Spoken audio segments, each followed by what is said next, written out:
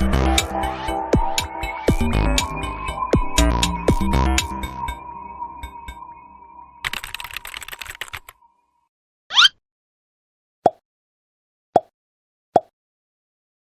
여러분 안녕하세요. 김민성의 주식학금입니다. 오늘은 또 오전부터 원자력 발전주 관련된 수급이 들어오기 시작을 하면서 지금은 조금 수급이 빠지고 있는데, 원자력 산업은 제가 작년부터 말씀을 드렸던 게 테마가 아니라 하나의 산업이라고 말씀을 드렸습니다. 그리고 다시 한번 좀 기대감이 만들어지고 있는 게 지금 웨스팅하우스랑 이제 법원 소송에서 이제 한국이 승리를 하면서 지금 전 정권과 현 정권에 대한 가장 명확한 차이는 이제 탈원전 정책이 가장 중요하다라고 제가 말씀을 드렸죠. 전 정부는 이것 때문에 산업에 대한 경기 회복을 못했지만 이번 정권은 원자력 발전을 살리기 시작을 하면서 이걸 통해서 경기 회복에 큰 이바짐을 했다. 이런 책임 전가를 하는 요소로 좀 작용이 될 수가 있기 때문에 이런 정치적인 문제로도 원자력 발전주에 대한 산업이 빠르게 성장할 가능성이 있다라고 말씀을 드렸습니다.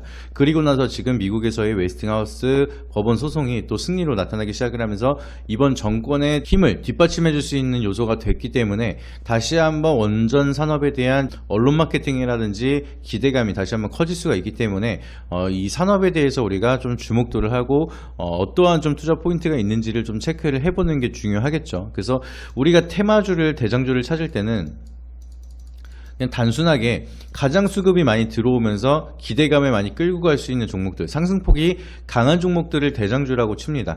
근데 우리는 산업에 대한 대장주를 찾을 때는 좀 더 명확하게 이 산업에 대한 방향성에 대해서 등락폭이 중요한 게 아니라 이끌고 갈 수 있는 상징적인 기업을 우리가 대장주라고 볼 수가 있는데, 예를 들면 반도체에 대한 대장이라고 하면 우리가 삼성전자, SK하이닉스를 떠올리는 것처럼 우리도 이제 원자력 발전주는 진짜 명확하게 성장 밸류에이션을 가져갈 수 있는 그런 기업을 대장주라고 보는 게 맞겠죠. 그래서 우리가 원자력 발전주는 어떠한 포인트를 보셔야 되느냐, SMR 소형 모듈 원자로를 명확하게 구분지어서 수혜를 받고 있는 기업을 우리가 좀 찾는 게 먼저 중요합니다. 소형 모듈 원자로를 사용하지 않고 그냥 원자력 발전에 대한 산업이 얻어 걸려 있으면서 같이 올라가는 기업이 있고요. 확실하게 소형 모듈 원자로를 사업을 영위하면서 여기에 대한 성장 모멘텀을 같이 가져가는 기업이 있기 때문에 옥석가리가 계속해서 필요할 거라고 미리 말씀을 드립니다. 그래서 이 소형 모듈 원자로가 뭐냐, 원래 원자력 발전 자체는 출력이 크다 보니까 안정적이고 경제적으로 생산할 수 있는 발전 방식이라고 보시면 되는데요. 근데 이게 출력 조절이 어렵고 발전소 건설 비용이 비싸고 오염수가 이제 나타나기 시작을 하다 보니까 이제 혐오시설물이라고 해서 입지 역시 좀 제한적인 게 있습니다. 그리고 이제 냉각을 해야 되기 때문에 바닷물을 끌어올리기에 용이한 그런 부지가 항상 필요했었는데, 이 소형 모듈 원전은 우리가 이론적으로 봤을 때는 원자로에 대한 크기나 출력을 획기적으로 줄이면서 원자력에 대한 발전을 단점을 보완시켜주는 역할을 한다라고 얘기를 하고 있습니다. 그래서 이제 냉각 자체도 이제 바닷물을 끌어올리면서 냉각을 하면서 오염수를 만들 필요가 없이 출력이 작다 보니까 냉각도 쉽게 할 수가 있는 장점이 있기 때문에 경제적으로도 굉장히 좋고 입지를 만드는 데도 굉장히 좋다라고 얘기가 나오고 있습니다. 근데 최근 들어서 원자력 발전에서 나오는 오염수를 방류하는 일본 때문에 오염수에 대한 민감도가 굉장히 높은 시기에 소형 모듈 원전에 대한 중요도는 더욱더 커질 가능성이 높겠죠. 그리고 추가적으로 오염수가 지속적으로 나온다라고 하면은